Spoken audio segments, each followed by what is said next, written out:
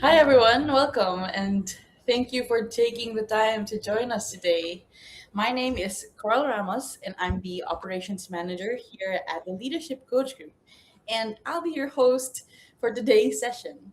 We're really excited to have you here for this month's open coaching webinar, and we have here the title The Stakeholder Management Skill Set: Collaborate Better, Get Real Feedback, and Lead with Impact.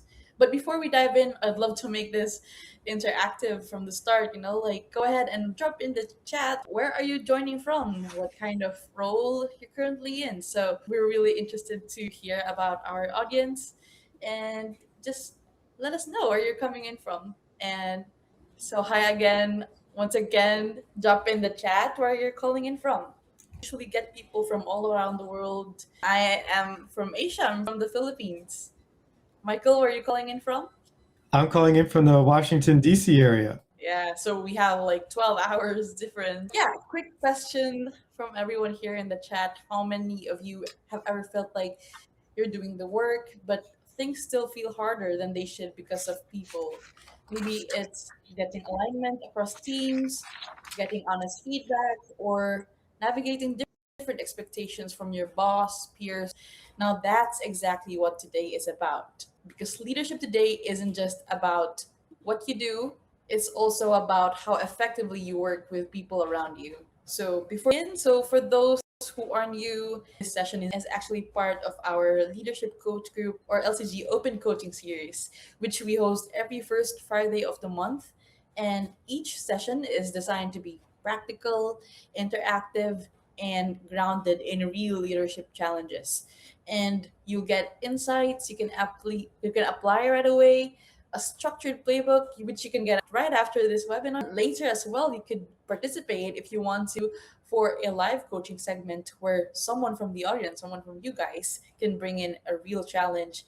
And to support you, we've created a stakeholder management playbook, which includes reflection prompts, practical frameworks, and tools you can actually use. So this isn't something you just listen to and forget. It's something you can continue working through. And what's great above all is it's free. So after this webinar, we will give you instructions about how you could get the copy. So just to give you a bit of context about us, at with leaders across executive coaching or one-on-one coaching, team effectiveness, and leadership assessment. And here in the screen, as you can see, our coaches have worked with leaders across a wide range from different sizes, big or small, all kinds of organizations and industries. So everything we're sharing today comes from real world leadership experiences, not theory. So now, without further ado, I would love to introduce our speaker for today. Michael is the CEO of Leadership Coach Group and an executive coach with over 20 years of experience helping leaders elevate performance, lead authentically, and create meaningful impact. And he has coached over 150 senior leaders across 5 continents, working with executives ranging from corporate leaders to government officials. Michael has also held senior leadership roles at the White House, the Department of Justice, the Department of Homeland Security, and the FBI, leading major initiatives in innovation, communications, and violence reduction across the US. He also served as a former FBI Deputy Chief Knowledge Officer and Global Head of Employee Communications, where he advised Director Bob Mueller following the 9/11 terrorist attack. And I just want to take a brief moment to acknowledge that Bob Mueller passed away a few weeks ago. And his leadership and legacy had a profound impact. And it's meaningful to recognize that connection and influence he had on leaders like Michael. Michael also holds a master's degree from Harvard University. Leadership scholars, Doctors James McGregor Burns and Ronald Heifetz. And he is also completing a PhD in organizational leadership, where his research explores how psychological safety supports successful AI integration. So, what I really appreciate about Michael is his ability to take complex leadership challenges and make them practical and actionable. And you will see how and why, or you will see him in action in this webinar. So with that, Michael, I'll hand it over to you. Thank you so much, Carl, for that introduction. I appreciate it. And it's really proper that we recognize the impact Bob Mueller has had on our country. He is someone I emulate in terms of his integrity and service to the country. Was really fortunate to be able to serve with him. And speaking of introductions, I saw after you invited some folks that we heard some people talk about where they're calling in from. So we have Bridget calling in from Broomfield, Colorado. We have someone joining us from San Diego. We have Emily from North Carolina, and then many other folks. So welcome to all of you that are joining us today. Now I'd like to invite us all to get a little present in being really focused on what we have to share and learn today in this webinar. So as I often do with my coaching clients, I'm going to invite you to do a breathing exercise with us. For me, I like to try to sit up straight in my chair, put my feet on the floor flat and ground myself. I try to have a good posture. I don't always have. Try to concentrate on when we do this breathing exercise. So I invite you to do the exercise along with me so we can all become present in this conversation today about stakeholder management. So what we're going to do is something called box breathing, and I'll guide us through it, and we'll just do it for a few minutes here. First, what we want to do is take a deep breath in, hold it, and then do a long breath out. And then pause, do a deep breath in, hold it, deep breath out, pause, deep breath in, hold it, long exhale. Here you go. Now that's something you can do before a crucial meeting or a webinar like this to help us stay centered and really present with our audience. So I encourage you to use it anytime you have a critical meeting or critical event that you're about to launch into. Wanted to talk about our agenda today. We're going to cover three main topics. The first is exploring the ripple effects of our leadership. And that's a way to think about the different stakeholders that when we act, we affect maybe a broader audience than we might appreciate at first. And this includes future stakeholders and people beyond just our team.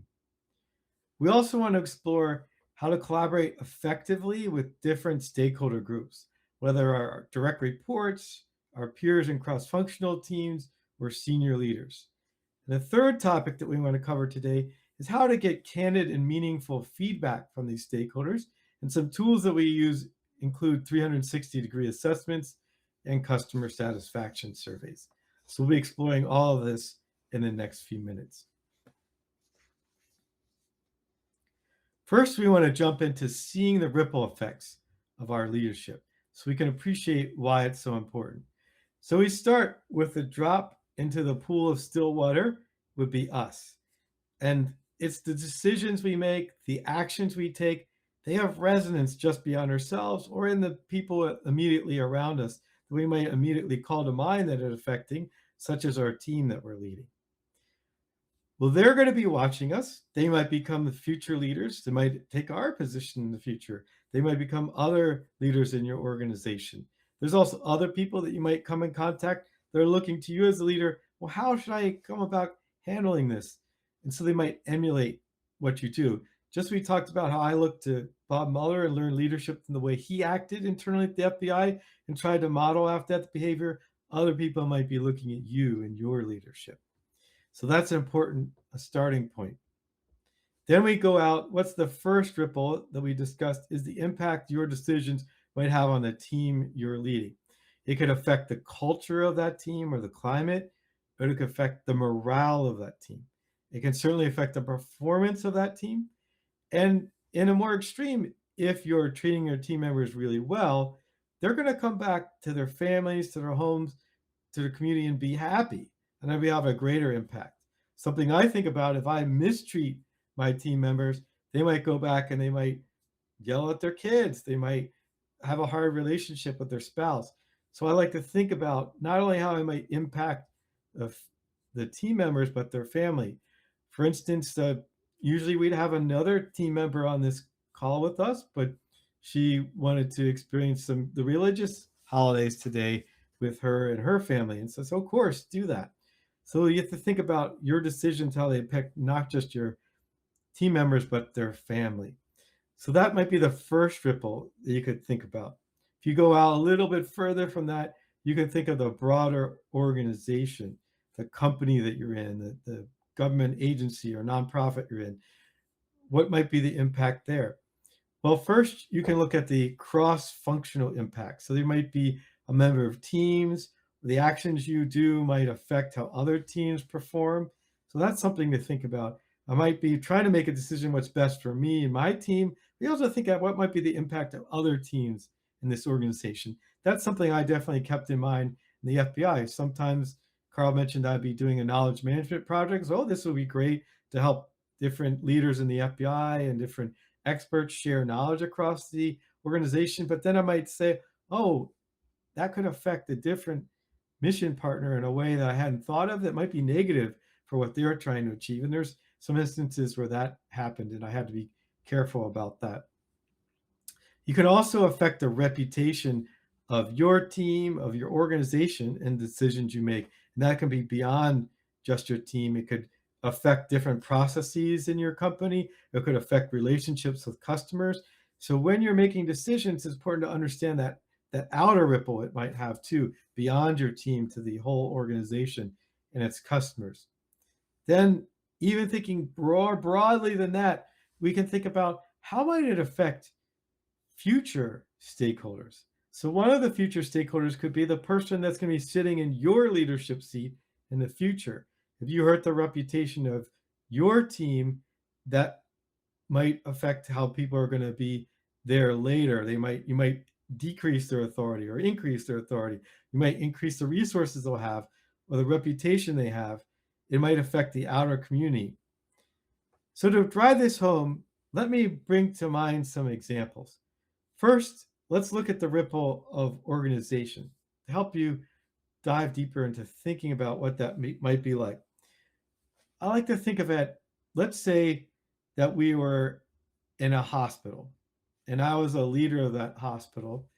What might be the impact of decisions I make on others? So, for instance, if we operate on the wrong person, that's happened at hospitals before because there aren't good quality measures. Unfortunately, that's happened. We're operating the wrong person or the wrong limb, then that might affect that person's life for the rest of their life. There's times when people have had the wrong limb amputated, times when they might have a surgery that's needed hasn't happened properly. So that certainly will affect that person. And then it could also affect their family. If they get disabled, there's going to be a family there that needs to be their caregivers for the rest of their life to support them. They might not be able to be as active with their children as a father or a mother, might not be able to be there at their games or play ball with them in the yard. So you can think about how you might affect that patient and that patient's family. That's that impact just beyond your team and your direct customer to family members. You might also affect the reputation of the hospital if they know that there's wrong surgeries have happened or patients have passed away. That might not be able to attract more people at a hospital. They might not get the care they need. If you're a local or rural hospital, there might not be other options. It might hesitate to getting the health care they need. So you could have a great impact on that whole community in going to the hospital. So that's one way if you were a hospital leader or administrator or a doctor, could have ripples way beyond your team and very deep impacts on people and their families. Another example I like to think of, I think about hospitals because my wife's a doctor and one of our coaches is a former hospital CEO. So that's brought that to mind.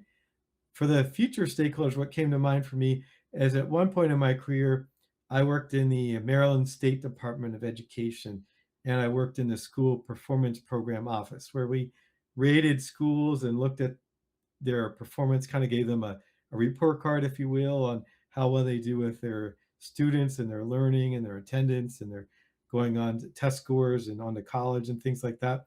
So it makes me think about a school principal. A school principal can have effect on their staff, right? That's your team. It can have effect on their morale, on how you rally the students. You could create a safe learning environment for your team and for the students at that school, or perhaps you're creating an unsafe learning environment. I've been at some schools. I went to some of the lowest performing schools in the state of Maryland, and sometimes there's some unsafe environments where students have to go to school.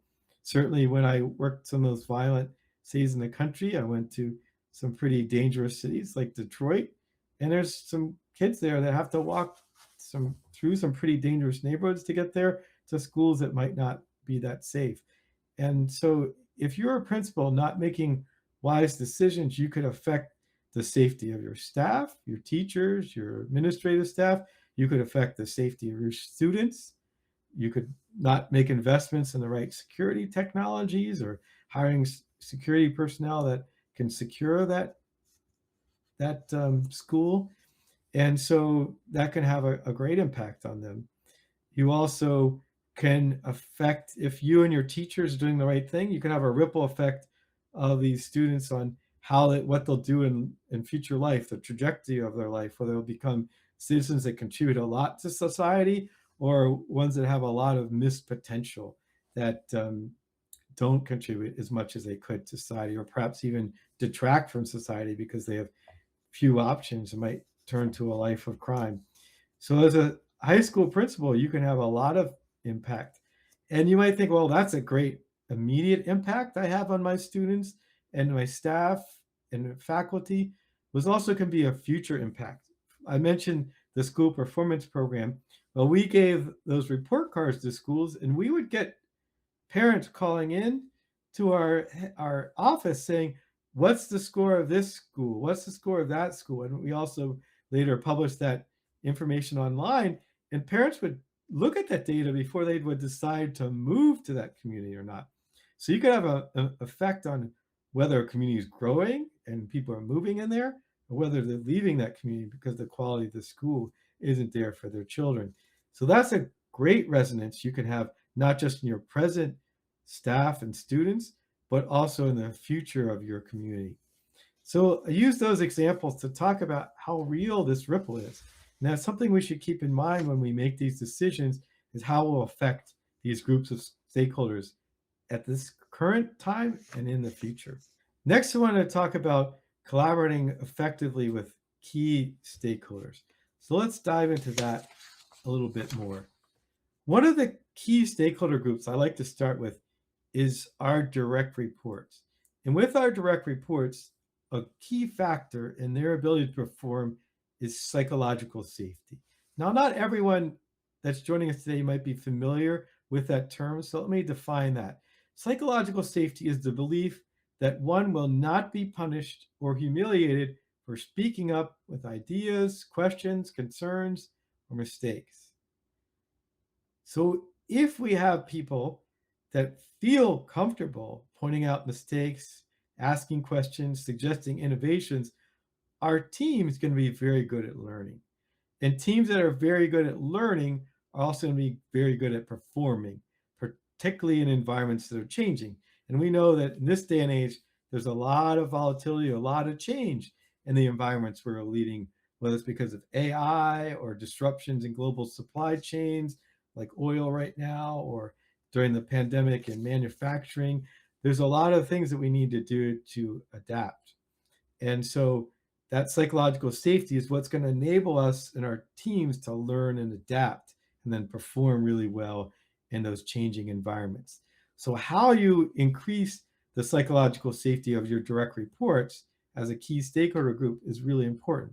So let's talk about that.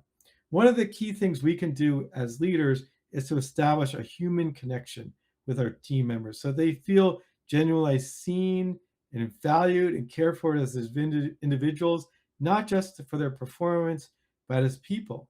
So as Carl could tell you, when we start our team meetings, the leadership coach group, we say, how was your weekend? What did you do over the weekend? How are things with your loved ones? We check in about that. So we make sure we have a human connection. When I do broader leadership coach group meetings, we start with what we call a check-in question. We say we have something to try to foster community so we get to know each other, one another better, so we can know to trust and rely on one another and see each other as human beings. So we purposefully cultivate that human connection. That's not something I always appreciated as much as I do now. When I was a younger leader, I didn't focus on that as much as I thought I should now. I was more focused on tasks, and I felt like I had so many tasks, I would skip over this step. But this is a critically important thing to do. For those of you who might have been inclined, like the earlier version of myself, don't skip over that. That can really have an impact on your team members giving their discretionary effort and feeling connected to you and what your organization does. The other key factor is inclusion. Team members should feel invited to participate and that they can share their ideas or concerns. They'll be heard and understood and valued. And you can invite that so that you do have this open dialogue, not just directly to you as a leader, but this third area, the third box, is you want them to talk with each other in that open dialogue so that they'll share ideas with each other. And even though there might be horizontal, they're sharing ideas and supporting one another. And ideally, you can get to the point where they can challenge each other respectfully. Say, you know what? I think that your department can do even better there. And maybe my department can help you with that. But you can have that kind of respectful challenge of the status quo. Say, we can do better as a team and let me help you. And when you have these other factors, that leads to more learning. And as a team leader or a leader in general, you can support that learning, that if there's mistakes that do happen, you can say, okay, what do we learn from that? How can we do better next time? How we build that into our culture as a leadership coach group is after every team meeting, we do what we call a plus delta, which is something I learned when I worked in the White House Reinventing Government office. Plus is what is something we liked about this meeting that we can continue to do, and delta is what should we change in the future. And then we have the next meeting where you report, this is what the delta was last time. Let's make sure to change that in this meeting. That's how you have that culture of learning. And that's something as the Deputy Chief Knowledge Officer at the FBI that I encouraged a lot throughout our processes and our different parts of the FBI.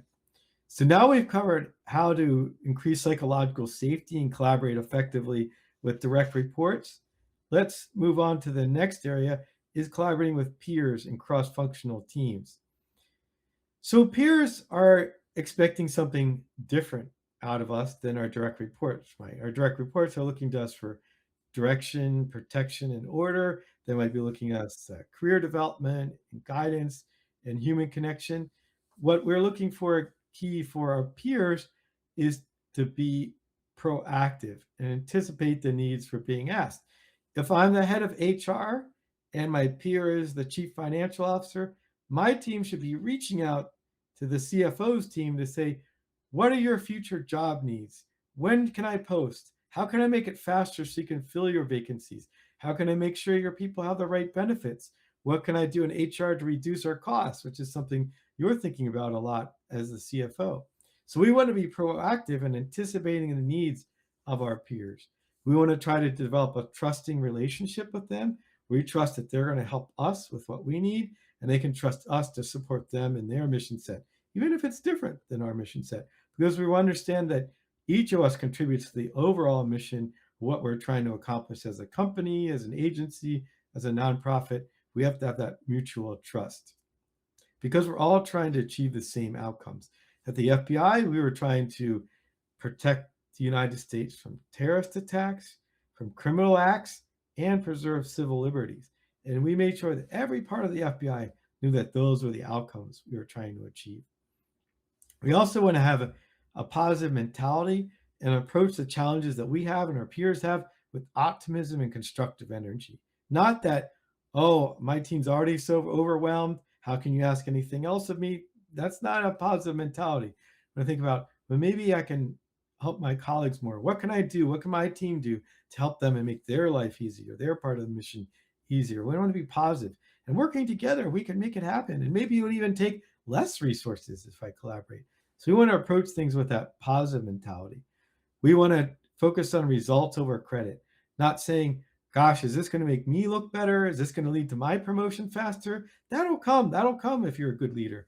But we want to focus on collective wins. How do we get to those win-win situations with our peers and our cross-functional teams, not just individual recognition? And it might take us being vulnerable, admit we don't know or that we need help. And that authenticity is what's going to help us build trust. So a key insight here is it takes trust and supportive colleagues to earn that trust. So we have to first focus outwards and helping others and hope that and expect that they'll reciprocate, trust that they will. Now, earlier we talked about psychological safety for direct reports. That also applies for cross-functional teams, where we, our team members, are serving with other departments, trying to tackle a problem that requires multiple departments to solve. Those are some of the toughest challenges I found when they usually require multiple departments responding, something I saw on the FBI. And when you have lawyers with accountants, with IT professionals, with, in our case, FBI agents, when you have that cross section, it can be harder to achieve psychological safety where people are challenging and working collaboratively together and learning. So you might have to lean in more to that to establish that psychological safety because they're not as used to working together. For IT specialists talking to other IT specialists, that's a comfortable environment for us. If one lawyer talking to another lawyer, to our general counsel, that's generally a comfortable environment for us. But being on a team that includes lawyers and IT specialists and FBI agents, it might be harder to establish that feeling of trust and comfort that leads to high psychological safety. So we have to work at that a little bit more to build that trust and collaboration. So just something to expect with cross-functional teams. Now, another key stakeholder group is senior leaders. And the way we collaborate with senior leaders is different than the other groups that we talked about. We talked about our direct reports. We talked about our peers and cross-functional teams. Now we're talking about those that might be above us in the org chart of hierarchy. So how do we approach those leaders? The first thing is we could call it mapping out influence and building a coalition. So we understand for when we're trying to achieve something, either for just our department or cross-functional team, who are the key senior leaders that can enable us to accomplish that mission set we're trying to accomplish? Who has the resources? Who controls the budget? Who might help us get people? Who might help get access or different understanding? Who should we reach out to in the senior leadership that can help us with those things? And so we want to map out the people that have the influence to help us leverage the outcomes we're trying to get to. So once we identify those people in the organization, the senior leaders we should focus on, we then think about them one-on-one and understand what matters to them. Not what matters to us, what matters to them, and how might we connect with what matters to them. So we might say, what do they care about? What are their priorities? What pressures are they facing? How are they held accountable? What are their success metrics? And we want to, when we approach them, we try to make a connection with what we're going for with what they're trying to achieve.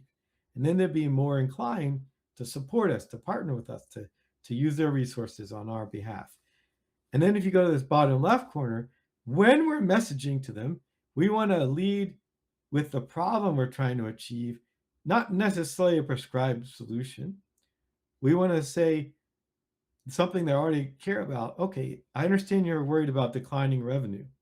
If there's a CEO or a head of sales, or if you're head of HR, I understand there's a lot of churn and turnover, and try to connect with how what you're doing might support what they're doing. Stephen Covey calls seek first to understand before trying to be understood. So we demonstrate that we understand some of the challenges they're facing when we first message with them, and we try to connect with that. And then we might propose ways they could help. And then we might ask for their authorization to experiment, to try new things. When I worked in the White House Reinventing Government office, we had to encourage people to try new things. We had to protect them to try new things. We had to get their senior leaders to buy in so that people could try new approaches to doing the same types of outcomes at less cost for the government in a more effective way. So we have to get that permission to experiment, to take calculated risks. You might need to explain to these senior leaders what the risks are so they can make an informed decision, and that you're trying to do this to have a better outcome to serve the customers or the mission set. So that permission to experiment from senior leaders could be very important in the way you get that, not just resources, but permission to try things in a new way. So that's some key aspects of collaborating with senior leaders. Next, an important part of collaborating effectively with stakeholders is getting feedback from them, from these different stakeholder groups we mentioned, to know, are we collaborating well with them? Or are there things that we could do better? So there's different ways we might do that depending on the type of feedback and who we're reaching out to. Let's start with, why is that important? Why is this important? Well, when we get that feedback, it can help reveal to us blind spots, both our own blind spots as a leader and perhaps how our team is performing and supporting other team. We might know our intent is to support this cross-functional team or to be a good collaborative partner with our peer, but we might not know if they're seeing it that way. This type of feedback also helps us reduce bias in our decisions and how we are receiving feedback. If we have numerical data about how we're being received, how we're serving our customers, it's hard to misinterpret that, right? Instead of just assuming, hey, if my peer smiles at me, my department's doing a good job with them. Now let's solicit that feedback directly so we don't have some bias in the way we're perceiving things. And this builds some self-awareness for us as leaders so we can be more effective in the future. And when Carl and I were talking about this slide, we said these next 3 bullets of why it's important, they only happen if we act on the feedback. Now, we could solicit feedback. We could ask for this feedback. We could get great surveys. We could have great data coming on, but we could reject it and say, oh, it must be faulty. I don't care. I've got too much to focus on. Well, if we do that, we're not going to get these next 3 benefits. But if we see that data and say, oh gosh, my team's not perfect, I'm not perfect, there's things I can do to change, we can do to change to be better colleagues, be better leaders, then we'll get these other benefits. The first one is we'll be more effective as leaders. If we get the feedback and we make changes based on what our stakeholders are telling us, we'll have a greater impact, a greater positive impact on the mission and how our colleagues can carry out the mission. It'll improve our team performance. It'll help us be more aligned with what the organization overall is trying to do and what our peers are trying to do. And it'll also help us be a learning organization. We'll have that cycle of getting feedback, analyzing and acting on feedback, getting feedback, analyzing and acting on feedback. That'll drive continuous growth and development for us as individuals and our team as an effective unit. And as we talked about that ripple effect, our people also be watching us, so they'll see, oh, that's what a leader is supposed to do. They're supposed to solicit that feedback. They're supposed to act on it. They're not supposed to be defensive. Hopefully we're role modeling that for our team. So one type of feedback mechanism that we use a lot in the leadership coach group for our clients is 360-degree assessments. Let me mention, because you're not familiar with that, I know we've got some HR people on, I'm sure very familiar with this, but for those of you that are joining us that might not be, 360-degree assessment gets from where we're getting feedback on. We want to first, at least for a survey-based assessment, we want to get feedback on ourselves. We want to reflect on, how do we think we're doing as leaders? So that would be a self-assessment. And we compare that with how others perceive how we're doing. And well, the first stakeholder group we want to get feedback from is our direct reports. So that's starting the circle with our direct reports. How do they see us doing as leaders? And it's sometimes hard to get candid feedback from your direct reports. I know I had to ask multiple times at the FBI of my employees to get that feedback. Sometimes they had to see, is Michael serious about feedback? Is he going to get upset if I give him feedback? So I'd ask, and then they would say something pretty innocuous. Michael, one of my employees said, when you approach my cubicle, sometimes you're coming from behind me and it startles me. Can you come from the side? So they started with easy feedback for me to hear, and then it got to harder feedback of things that I might want to do. But I had to keep asking them before they gave me that harder feedback. And so you might need to do the same thing with your direct reports, or you can come to a group like the Leadership Coach Group, and we can help solicit that feedback from your direct reports, either through surveys or through interviews by your coach. The second stakeholder group that we want to get feedback is from our peers or our colleagues. It might be easier for them to speak truth to power because they're peers of ours. They have the same level of power approximately as we do in the organization. So they might give you feedback if you ask them. So you could probably do that on your own. And or you could again have a group like the Leadership Coach Group help that for you. So we've talked about direct reports. Now we're talking horizontally about our peers. And closing out the 360 is above us is our manager and senior leaders. We ask them, how's the feedback? Ask the boss. Don't just wait for performance appraisal time. How am I doing? How am I doing from your perspective? What can I do better? Ask for that type of feedback. Have you seen me changing based on your feedback? And again, you could do that yourself or ask us to help you with it. And then you can ask other people in the organization, what's my brand in this company? They see me as a flexible leader that's good at communicating with someone at their seniority level in the organization, or there's someone that doesn't understand what's important to them, can't speak in short headlines and then be open to questions. Do I give too much detail when I speak with them? Is my brand that I'm too hard to work with, right? It's good to understand that. So that's kind of above us in the authorizing environment. So to summarize, what this type of process requires of us is courage, the courage to ask, right? Sometimes it seems easier not to ask and just assume we're perfect or great as a leader. Well, let's find out. Let's have some courage and find out. Some humility, because we're going to find out we're not perfect. I've never done a 360. I've had the privilege of working with some awesome leaders, but I've never had them get a perfect score on their 360s. Not a single leader, right? So it's humility. We find out we're not perfect, and it's humbling. I know some of my early 360s, the FBI, were a bit humbling to get the results because I knew I wanted to be a great leader, and I was supposed to train other leaders. So, and yet I wasn't being perfect, and I needed to work on that.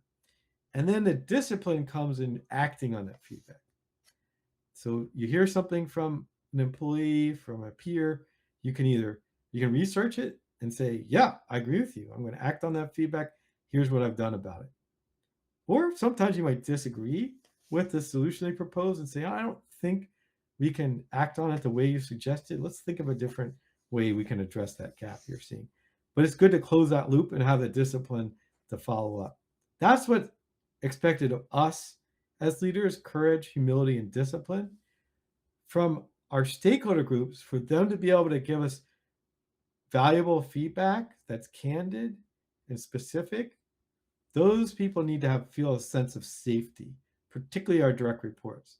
If they give candid feedback, they need to feel safe that they won't be punished or won't get defensive, or there might be negative consequences if they give you feedback. Maybe even a peer would be worried about that. Well, maybe Michael's not the best person to collaborate with, but if I tell him how he could be better, he might become the worst person to collaborate with because he'll get defensive, right? It could be someone thinks that way. So we have to make sure they feel safe giving us feedback that we need to hear. The other thing they need is to be encouraged to be very specific, so we know what direction to head to in the future. So not just what's been bad in the past, but what should this leader do differently in the future. We need to ask our stakeholders to give us that kind of guidance. What should be different in the future? And the intention they should bring to it is to help us grow. Not to make us feel bad, not to put us down, not to dwell on the past, but they should come to the 360 with the intent to help us grow, in the belief that we'll act on the feedback. That's what we want them to have, is come with that intention, and that they should make specific suggestions about what we could do differently in the future that would fill the gap that they see.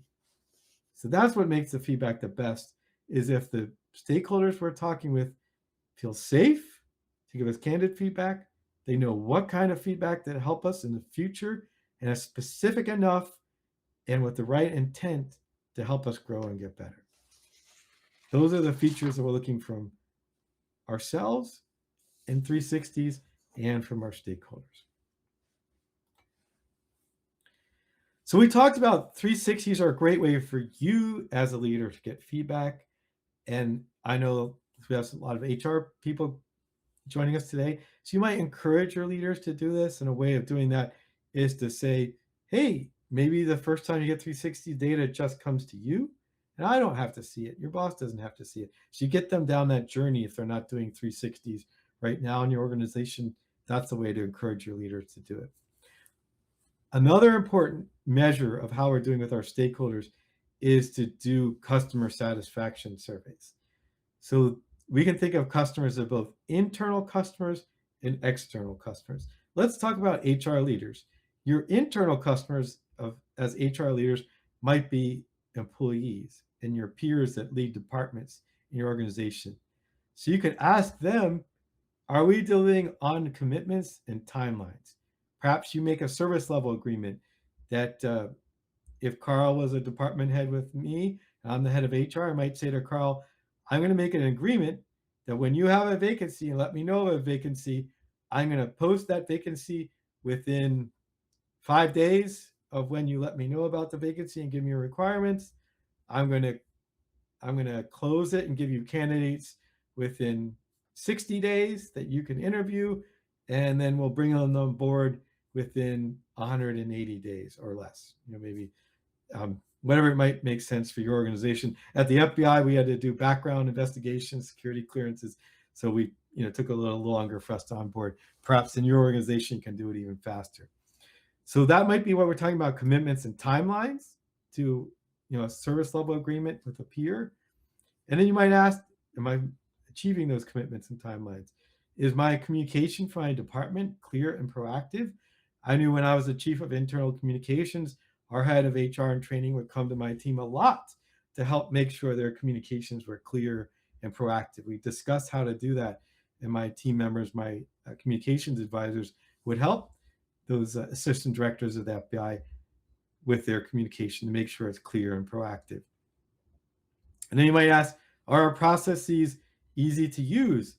I know that when I wanted a new IT system as leader of the FBI, there's forms that I had to fill out, and sometimes I found them easy to do. Sometimes I found them hard to fill out. I didn't really know how to answer the question because it might be in IT speak, and some of my other peers knew even less. So is the process to access your team's resources, how easy is that to use? How understandable is it? And are we making it easier for you to accomplish your part of the mission? That's something else you could talk about in your survey.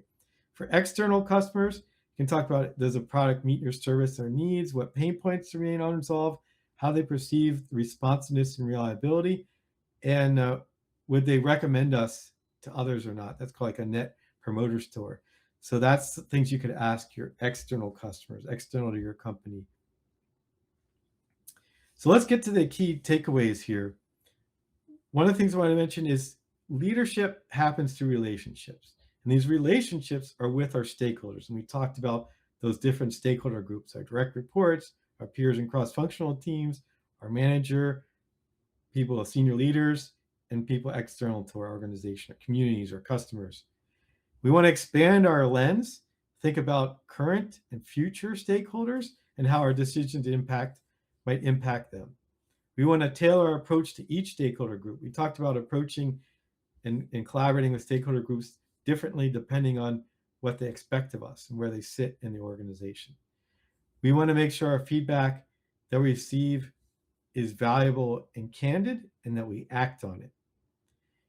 We also want to influence in a way that's aligned with others and not necessarily just brute force authority. We're going to try to come into alignment because we know that that's important to do. So those are some of the key takeaways from what we discussed so far. Over to you, Carl. All right, so now we're moving into one of the most valuable parts of this session, our live open coaching. But before that, I want to thank you, Michael. That was such a great discussion. Really, I learned a lot of new things, even if we went through the slides previously. But I hope everyone here enjoyed this. In this session, This is where everything we've talked about comes to life. So we're looking for someone who's open to bringing a real stakeholder challenge, something you're or better understand. So if that's you, you could go ahead and type "I volunteer" in the chat or in the comments below. And just to set expectations, we're looking for someone who are open to having a meaningful coaching conversation. Willing, if you want, you could also will turn on your camera and a microphone, and you're comfortable share later.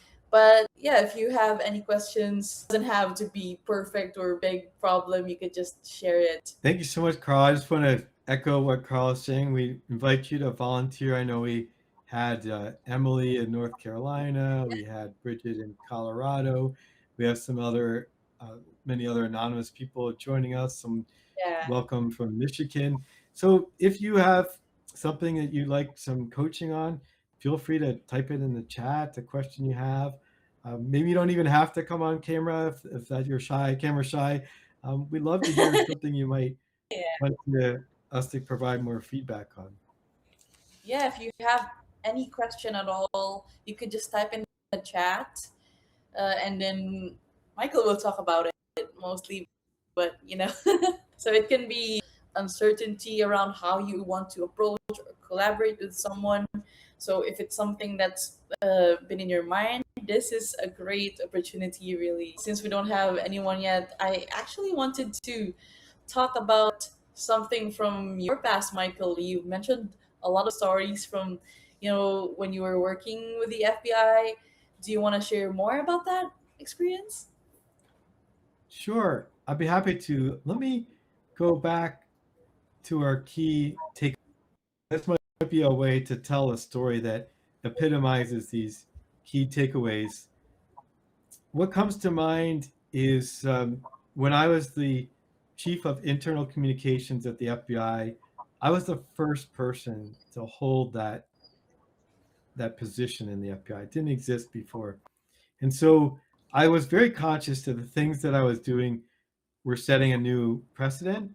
And so I that affected the way that I led. And I thought about that ripple effect. And I thought about, could I try to make a power grab for other resources, because there were local departments of internal communications and I was the global chief of internal communications. Did I want to try to subsume those resources, or did I want to work in partnership? So I decided to work in partnership with them and be aligned. And so what I did is had a I went to lunch. I took each of those local department heads to lunch, and I asked them, with this new role I have, how could I help you? What would you like to see out of this global chief of internal communication, this team that I have formed in behalf of the director? And so we had those conversations over lunch, and really not threatening. I took them out, say, how can I help you? What would you like this to look like? How can we create this together? So I was very cognizant of leadership happens through relationships. My boss at the time, she called it my lunch offensive. I went out and had lunch with all these folks. And then I thought about expanding the lens. I knew what we did globally would affect these other departments. So I thought about that. I tried to tailor my approach to each stakeholder group. They were peers of mine, at least in terms of FBI rank, even though I was the global chief. So I treated them as peers. And I also tried to recruit a senior leader of the FBI, the number 3 person at the FBI, to be the sponsor of our initiative. So when I approached him, I did those steps that I mentioned about what's important to him. Uh, how should I ask him? Was clear about what my ask was, and what I was trying to accomplish. And he signed on. And then I just asked him, I was like, hey, can you send out this email? I wrote it for him, so to make it easy for him, to show that the number 3 guy at the FBI was behind this initiative, and asked him to come to the meeting so that people would show up. And it was, my ask of him was really clear. I gave him some talking points that helped him, and he was very happy to support me and believed in the importance of what we were trying to achieve. It was one of the top 12 initiatives of the FBI at that time, was to improve internal communications. So he was happy to be aligned with it. And I made it easy for him to do it. And then we asked for feedback. Like we worked on town halls with Director Mueller when he was the FBI director. And we sent out surveys to employees, say, what do you think of this town hall? Do you understand where the FBI is headed? How do you feel about the future of the FBI? And we didn't just collect that data, but we analyzed it and we shared it with Director Mueller and said, okay, this is what we got. Maybe we can use it in the future. And then we knew that if we were aligned and we supported what these local were doing, then we'd be more effective as a team. So that's something I kept in mind. And I see now we have a comment from Yeah. one of the team members, so one of the colleagues that we have on with us. So Bridget, do you want to read that to me, Carl? Yeah. Thank you, Michael, for sharing your experience from the FBI. So we have like a comment here from Bridget. I'm in a situation of interviewing for heads for smaller companies and want to know how best to get them to value HR when they didn't have it before. So it's kind of similar to the story I mentioned, Bridget.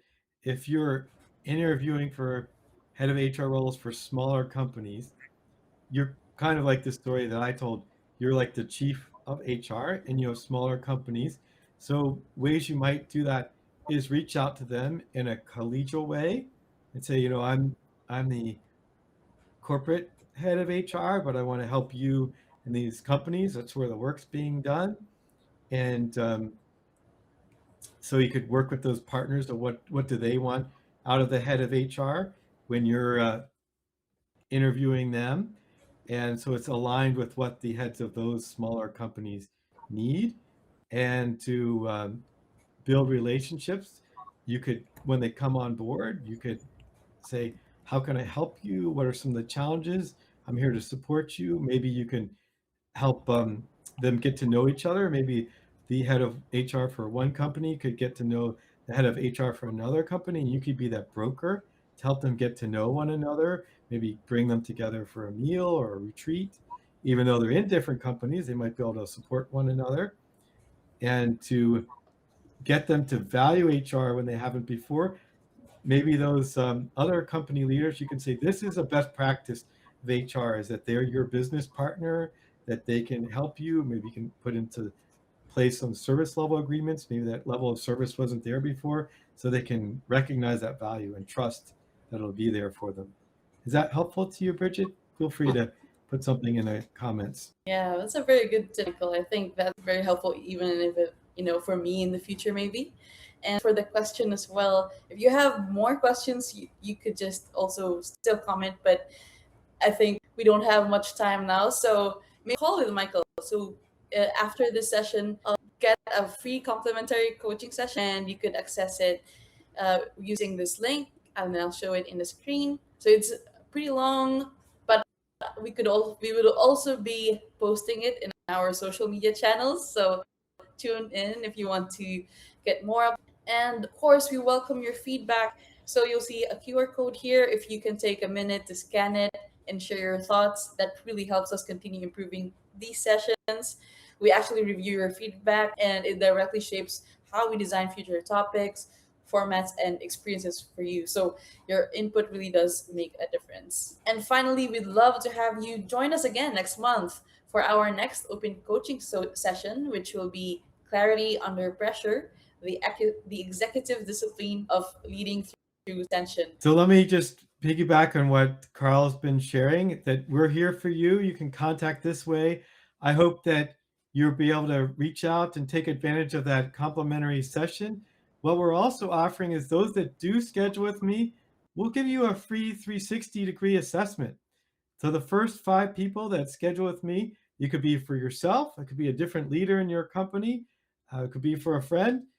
But if you schedule with me and you're interested in getting a 360-degree assessment, we'd be happy to provide you that assessment and a debrief. That's a multi-$1,000 value right there.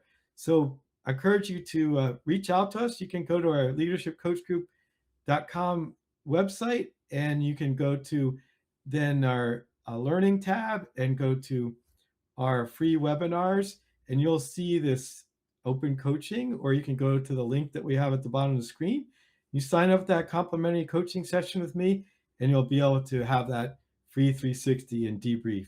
We offer it to you. We just encourage you to really act on what we said. Take advantage of that, the stakeholders. Ask them for feedback. And we want to be part of that process for you. That's why we're offering those complimentary 360s and debriefs.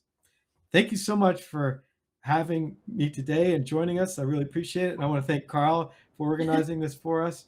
Thank you all for joining us. Hope you have a wonderful weekend. Take care. Thank you. Take care. Bye.